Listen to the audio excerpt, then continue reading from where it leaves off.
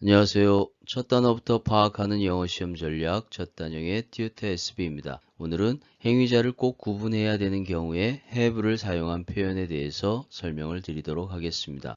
영어 문장에서는 어떤 동작이 행해질 때 주어 자신이 행한 것인지 아니면 남을 시켜서 행한 것인지 그것이 구분이 되어져야 합니다. 나 어제 세차했어 라는 표현을 보면 내가 세차를 했을 수도 있고 다른 사람을 시켜서 세차를 했을 수도 있는 것이죠. 상황적으로 알 수 있지만 영어에서는 꼭 반드시 구분이 되어져야 합니다. 그래서 내가 세차를 했다라고 하면 I washed my car yesterday 이렇게 표현하시면 되겠죠. 여기서 주어 다음에 동사 이렇게 해서 바로 주어가 행위자라는 것을 표시합니다. 그렇다면 다른 사람을 시켜서 세차를 했다라고 하면 I had my car washed yesterday 이렇게 표현을 해야 되겠죠. 이럴 때 have라는 동사를 사용하는 것입니다. 그러면 목적어가 세차가 되어지는 것이죠. 그래서 다른 사람에게 시켰다라는 것을 이렇게 표현을 하는 것이죠. 만약에 그 다른 사람을 정확하게 표시하고 싶다라고 하면 by 다음에 행위자를 써서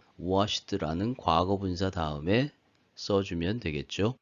have가 시키다라는 의미의 사역동사로 사용된다라고 표현을 하지만 사실은 목적어가 되어진 상황을 가지다라는 have의 기본 의미가 바뀌는 것은 아닙니다. 표현의 차이가 있을 뿐이죠. 나는 구두를 닦았다라고 하면 만약에 내가 구두를 닦았다 그러면 I polished my shoes 이렇게 표현을 하시면 되겠죠. 다른 사람을 시켜서 구두를 닦았다라고 하면 I had my shoes polished 이렇게 표현하시면 됩니다. 이럴 때 이 과거 분사를 사용한다라는 게 중요한 부분이죠. 그리고 시키다라는 표현일 때는 had에 좀 더 강세를 두고 발음을 하시면 됩니다.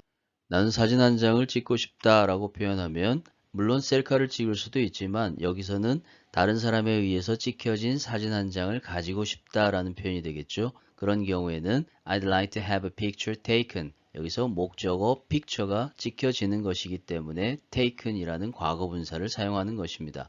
그녀는 지난달에 어금니 2개를 크라운 치료했다. 본인 스스로 어금니 치료를 할 수 있는 사람은 없겠죠. 그런 경우에 she had two molars crowned last month 이렇게 표현하시면 되겠죠. 여기서 molar는 어금니를 말하는 것입니다. 쉬운 표현으로 back tooth라고 표현하기도 하죠. 그리고 crowned, 여기서 crown은 왕관인데 충치를 치료하고 왕관을 쓰는 것처럼 더 씌웠다라고 해서 과거 분사 형태로 표현을 한 것이죠. 목적어의 관계가 수동적인 의미이기 때문에 그렇습니다. 나는 코트를 새로 맞춰야 될 것 같아 라고 하면 새로 만들어진 코트를 가져야 할 것 같다라는 의미가 되겠죠. 그래서 I think I need to have a new coat made 이렇게 표현하시면 되겠습니다. 나는 신용카드를 정지시켰어. 그러면 내가 신용카드를 정지시키는 거지만 실질적으로 신용카드 회사에서 카드를 정지시키는 것이죠. 그래서 I had my credit card cancelled. 여기서 과거 분사를 사용해서 표현을 한 것이 그 이유입니다.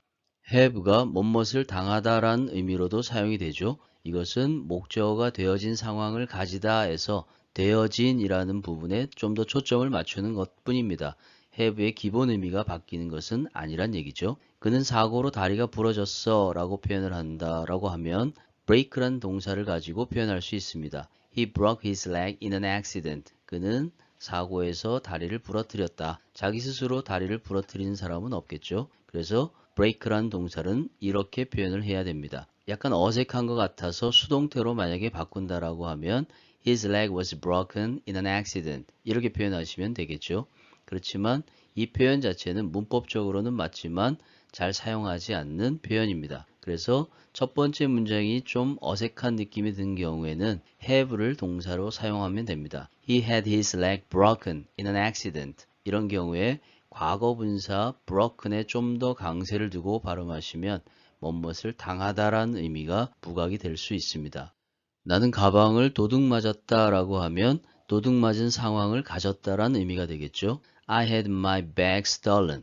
여기서도 stolen에 좀 더 강세를 두고 발음하시면 됩니다. 나 어제 머리 깎았어. 어때 보여? 그렇다면 머리카락이 잘려지는 상황을 가졌다라는 의미가 되겠죠. I had my hair cut yesterday. How do I look? 이렇게 표현하시면 되겠습니다.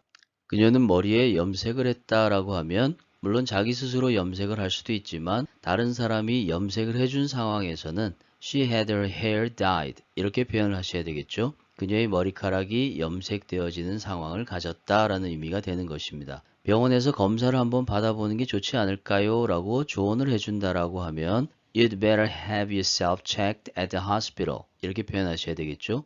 여기서는 주어가 you입니다. 그래서 주어가 자기 자신 스스로를 검진이 되어지는 상태를 가지다 라는 의미가 되기 때문에 목적어로 제기대명사를 쓰고 그리고 목적격 보호로 과거분사 형태를 써서 checked라고 표현을 한 것이죠.